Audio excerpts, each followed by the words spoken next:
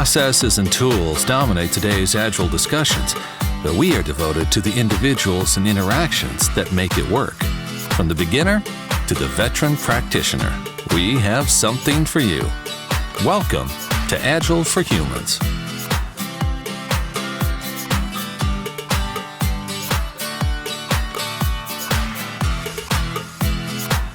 All right, we are back, coming to you from The Ohio State University. This is the Path to Agility Conference.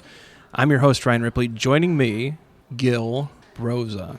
Did I do it? You did it. I did it. You did it. You nailed I'm it. like 2 for 2. I had just had Ellen Gottesdiener on, and that was a name. That's a longer name. But now Gil Broza, I'm 2 for 2 on the tricky last names. This is unusual because I usually kill them. Okay. I butcher these names. But Gil, keynoting this year.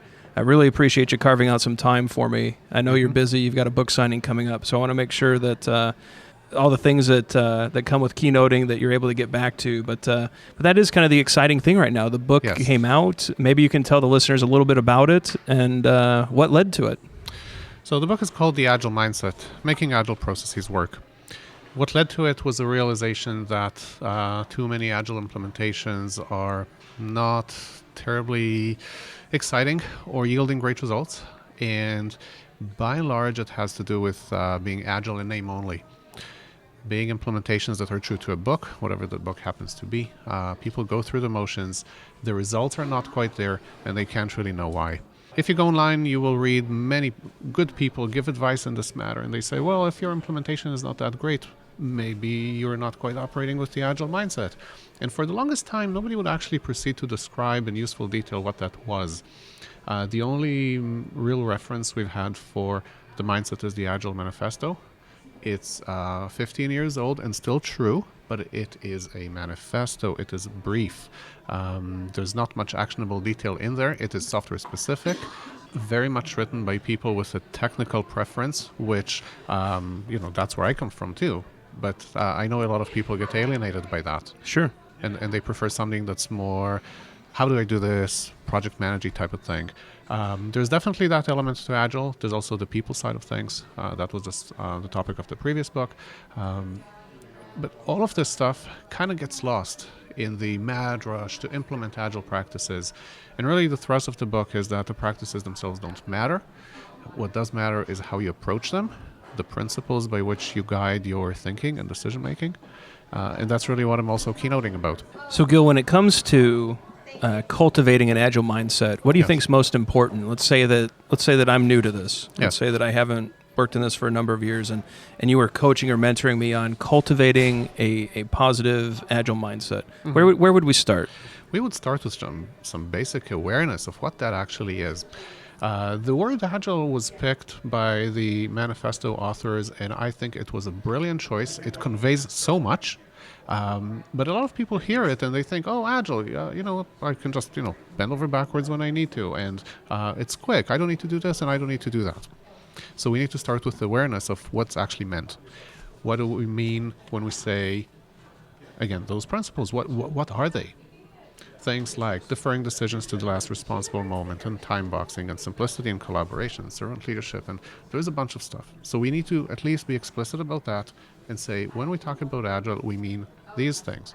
Why do we want those things? This is the next step in the conversation. Agile is not for better, cheaper, faster. It has been sold this way, which is a travesty. Agile is designed the way it is for delighted customers, delighted clients, people who request, a team to build stuff and who take delivery of that thing. We want to delight them, not just be on time and on budget. We want to make them happy because then they'll come back. Absolutely. So we need to make sure that the conversation is about the right things. Now, if a delighted customer is not really what you're after, if instead you just need to whip something out fast, on time and on budget, get it right the first time, we have methods for that. And they're not called waterfall, and there's nothing wrong with them, but they're suited for that purpose. So we need to make sure that even when you're just starting out, you need to know why you're going to use those particular methods and that you use them for the right reason for you. So you're really talking about fit for purpose. Exactly. When it comes to applying Agile and having even the awareness to know that this project just is not a good candidate. Right. And Do you, so as an Agile consultant or working in an Agile environment, what does that conversation look like when a client comes to you and says, hey, we want to do Agile, and none of their projects look like an Agile project? Well, that conversation usually unfolds over some period of time during which they have a bit of time to reflect. I might do an assessment. I might do some very quick verbal assessment in that conversation to understand what's going on. But then if I see a potential ill fit, I will lead the conversation to that and say, for what you're trying to accomplish here, I'm not sure that Agile is the most suitable framework. Sure, you can make anything yield to Agile. You can. Sure. But really, why would you? Right? Seems very un-Agile to make something yield. But well, a lot of people don't think this way. They think that Agile is the new standardized process that will, take care of all the problems that we couldn't deal with with the old standardized process. But right. Agile is not a process, and it's definitely not standardized. And as such, there are situations when it's neither waterfall nor Agile, nor lean actually, and you need to roll your own, and that's perfectly fine. Most people don't do that. They're not used to it. It takes a few hours to do. But when you do that, you get something that's right on the mark. Yeah, what I really like about, especially your last book, but even it sounds like the current book that's out now, is your focus on the people side of it. Yes. We have to focus there because I believe that's where all the issues are. Of course. It's always a people problem, right? Always a people problem, but it's always a system of work problem as well, right? So we have to be able to evaluate how people are working and not evaluate in a judgmental way. It's really just understand the systems of work in place, the ability to see how one system impacts another and how those people impact one another, and then make decisions about that. Absolutely. But that's scary, that's hard, and it's a can of worms. Absolutely. Yes. And it's true. And, almost everywhere I go, it does seem to be ultimately about the people. The people are part of the system. Their interactions are part of the system, right? And so we always have to look into that. Can't avoid it. So what led to your interest? Because and let me step back. So you are a pioneer in the human side of Agile. I feel like your books are foundational to trying to understand the mindset, try to understand the people who are actually doing the work. And so I think most in the community are very appreciative of that. What led to this initial observation of yours? Because what I've learned after talking to so many Agilists is we're not born this way. And I think we all come through software differently, but to get to this epiphany moment of valuing people over other things, I think takes time. And for you, what was the step? What was the observation, or what was that inciting incident that got you there? Every big revelation is actually a series of small steps. Sure. Right? For me, the small steps had to do with, years of coaching people in Agile thinking and noticing that what I was particularly drawn to were the interactions. I was welcoming the difficult conversations. I was welcoming the resistance and the pushback because it meant that at least, somebody was employing their brain on the other side, as opposed to totally ignoring what's going on. And 9 years ago, I was looking to improve my communication skills, and I took a course in neurolinguistic programming, NLP. And I got what I was looking for, but I also got something else entirely, which was really a view on how people excel and how they can improve things about themselves, especially because a lot of what we have not improved about ourselves is because we're simply actively limiting ourselves.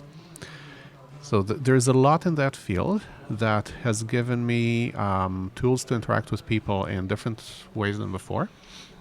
And through that interaction, I've come to see what difference it makes when you engage with people really as people. When you just, you don't force Agile on them. You don't force anything on them. Right. So, for instance, in the Agile community, there's a lot who will say that, Agile is right and correct, and Waterfall is the big bad wolf, the old style, the don't go there anymore, it was never good for anything. I don't remember talking like that, but I certainly don't anymore. in the sense that, to me, they're both choices. Sure. One more suitable than the other to your situation. In another situation, it could be the opposite. And when I approach people this way, I find that they're a lot more receptive to opening their minds. And I find that when people open their minds, and magic happens. Sure. Magic happens. And so it's the exact same logic that applies when you say, well, okay, we do know that Agile is right for us, and we're really trying to do that. And so we will be in teams, and we'll have servant leadership and collaborative relationships with our customer and whatnot. And when people open up this way, treat each other respectfully and with trust, and they work at a sustainable pace and all the other Agile goodness, magic happens. And I just noticed that there was very little written or told about how to help people with that. So I wrote that book. No, and like I said, it is foundational to this topic. I hope the listeners out there, we'll get a link to it in the show notes. We'll make sure that people are aware of what you've written on this topic and contributed to the community. So we'll get that in front of them. Is there anything else that you have going on that you'd like to get in front of the listeners? Any workshops, any other conferences, anything else that they can do to follow you and learn more about what you've been up to? Well, a lot of people learn from me by receiving my newsletter, which is just articles every couple of weeks, which you can just sign up for on my site at 3pvantage.com. The other thing that's going on that started about last year is a particular course that is in ridiculously high demand called Leading Toward the Agile Mindset. It's actually a combination of both books taught over 2 days in a fully experiential manner, no slides, no computers, where I teach managers, the population that usually gets ignored in the Agile space. I teach managers all the way up from manager to CIO, in fact, what that Agile mindset is, what Agile leadership is like, and how to put the two together so that they can really create the conditions and sustain the conditions that support a truly Agile culture. So when you're teaching that kind of class to manager all the way up to CIO, what do you find is the biggest roadblock to understanding the mindset? Where are you finding people get stuck? I'd say for the most part they get stuck assuming that they won't be allowed to do stuff, that they would fall victim to organizational structure and policy and dogma. I have heard this from VP level many times. Now, granted, I teach this course to Fortune 500s, multiple sessions of it, each of them, and it's mostly the same tune. Yep. The sounds great, and I would love to do this, but I'm not quite sure I would be allowed to because of, and there's usually reasons like HR and funding model and performance appraisals and availability of people, blah, blah, blah. Yeah, look, it is what it is, but I do find that over 2 days I get people to open up to another option, right? That does not involve the word Scrum, that does not really deal much with practices. I don't teach practices in that course. I don't teach procedures, tools, anything. I teach thinking. This is a course designed to bend minds. Well, it sounds like that you open them up to what could be possible, and you can't ask for much more than that. So, yes. That's wonderful. Well, Gil, again, I appreciate you carving some time out of your busy day. Thank you for having me. I know the role of a keynoter is very busy, so I really appreciate you doing this. I think a lot of good things for the listeners came out of this. Again, the books are foundational to understanding the individuals and interactions that make Agile work. I hope the listeners run out, check them out. They're all great. And again, really just appreciate you being here. Thank you for having me. All right. Thank you. Hey. Thanks for listening to Agile for Humans. Let's keep the conversation going. Drop us a question on Twitter @AgileForHumans or visit agileforhumans.com.